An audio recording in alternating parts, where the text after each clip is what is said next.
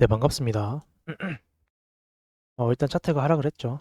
하락했고, 생각했던 어제 관점 자체는 이 자리에 대한 지지가 있었습니다. 여기서 파동의 마무리가 만들어졌고, 상승을 할 거라고 생각을 했었습니다. 일단은, 오늘, 어제 어떻게 대응했는지에 대해서 얘기를 하려고 하니까, 사실상 이제 파동 마무리가 뭔지에 대해서 얘기를 할 필요가 있겠다 생각이 좀 들었어요. 파동 마무리는, 이렇게 ABC가 만들어진 이후에, 보통 이렇게 ABC가 만들어지면서 저점을 깨는 ABC를 의미합니다. 보통 이럴 때 A 파동에 대한 618배 또는 C 파동에 대한 618배 정도 만들어지거든요. 그래서 C 파동에 대한 618배, 사실상 618배 딱 찍는 경우도 있지만 이 618배를 그냥 넘지 않는 이상은 웬만하면 다 파동 마무리를 체크를 합니다. ABC 형태가 명확하다면 저렇게 체크를 하는 편이고, 보통은 이렇게 파동이 만들어진 이후에 파동 마무리가 만들어졌다 하면은 보통은 거래량이 이 구간에서 거래량이 강하게 터진 이후에 이 C, ABC 마무리 파동 지점에서 거래량이 터집니다. 하지만 이 주변 평균 거래량을 상회하는 거래량이지만 본파동의 고점, 저점 거래량을 상회하지 못하는 거래량이 터지면서 보통은 이렇게 추세가 상승으로 바뀐다 생각하시면 되고, 근데 그렇다고 해서 무조건 이런 형태가 만들어지는 게 아니고 이런 형태가 가장 신뢰도가 높다라고 생각하시면 됩니다. 그래서 거래량은 비슷하게 설 수도 있고 또는 상회하기도 합니다.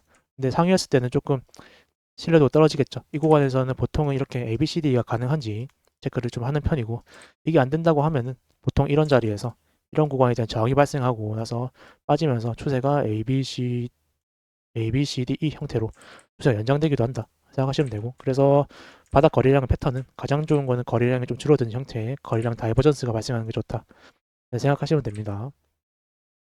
그래서 일단 이 구간에 대해서 파동 마무리가 있다라고 한다면 우리는 파동 마무리 체크하는 이유가 있겠죠. 단순히 파동 마무리가 나오면은 무조건 상승한다 이런 개념이 아닙니다. 상승할 확률이 높아지지만 가장 중요한 거는 상승을 보기 위한 생명선이 설정된다는 거죠. 이 파동 마무리가 만들어졌을 때 보통 볼 수 있는 게 이 C바닥에 거래량 터진 자리와 파동 마무리 A 저점 자리, 이 자리가 있습니다.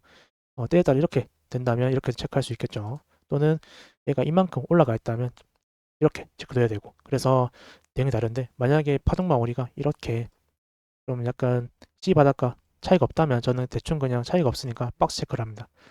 체크를 해놓고 이 자리가 생명 매물대가 되는 겁니다. 자리가 차트는 만약에 이렇게 파동 마무리 예상하고 여기서 매수를 했다면 사실상 이런 매매는 예상매이기 때문에 손절 라인이 잘 안 나오지 않아요. 그래서 아니다 싶으면 잘라야 됩니다. 그리고 상승할 때 무조건 봐야 될 게 이 자리에서 저항이 나오는지 또는 이 자리를 뚫고 밟는지를 봐야 됩니다.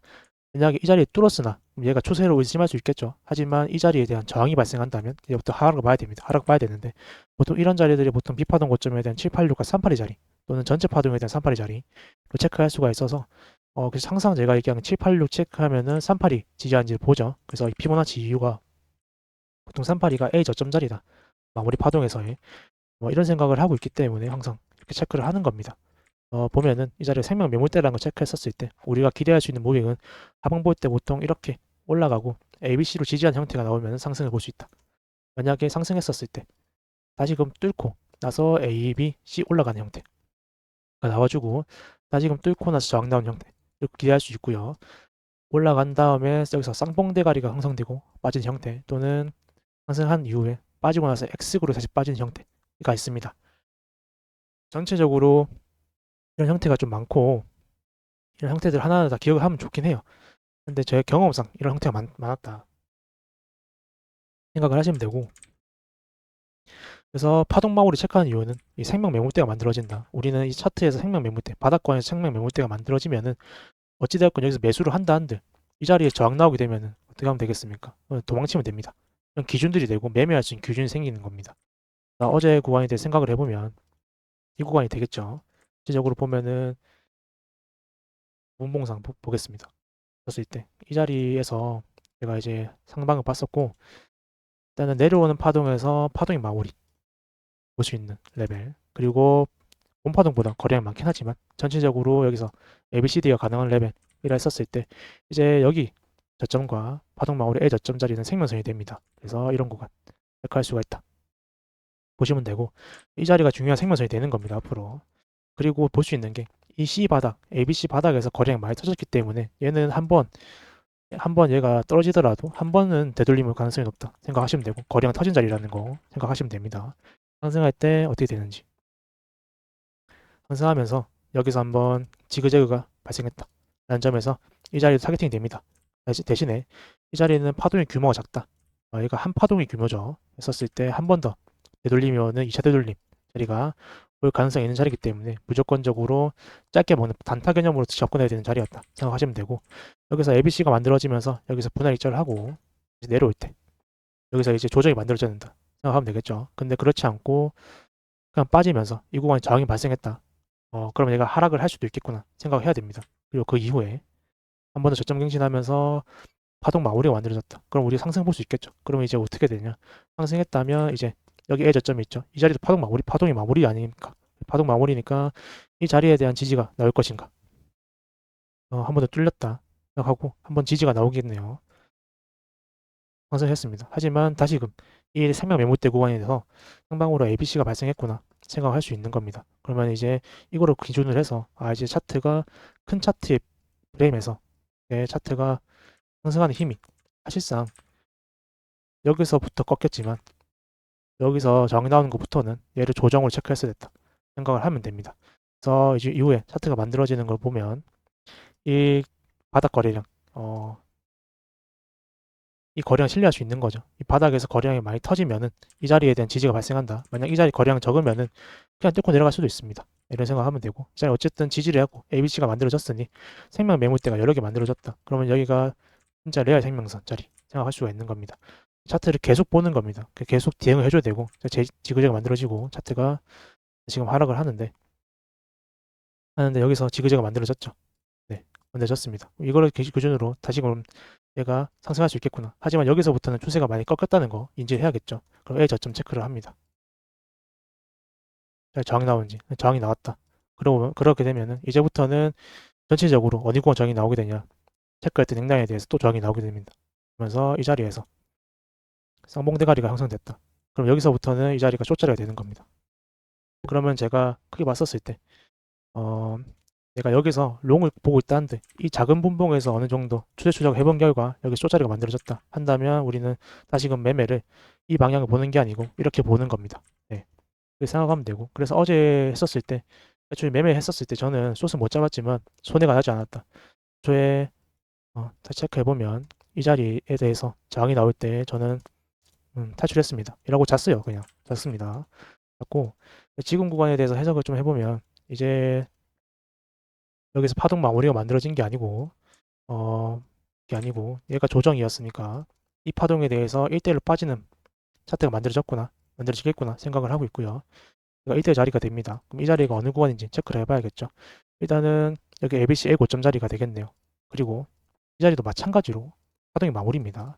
올라온 파동에 대해서 618배, 618을 상회하지 못하는 레벨로 파동 ABC가 만들어졌고, 그럼 우리는 똑같이 아까처럼 C파동 고점, 본파동 고점 자리와 A 고점 자리 체크했었을 때 이 구간에 대해서 우리가 볼 수 있는 무빙은 강하게 뚫고 ABC로 저항 나오는 거겠죠. 근데 그런 무빙이 아니고 ABC로 지지하게 되면은 차트는 연장이 된다. 여기와 똑같은 개념으로 접근하면 되는 겁니다.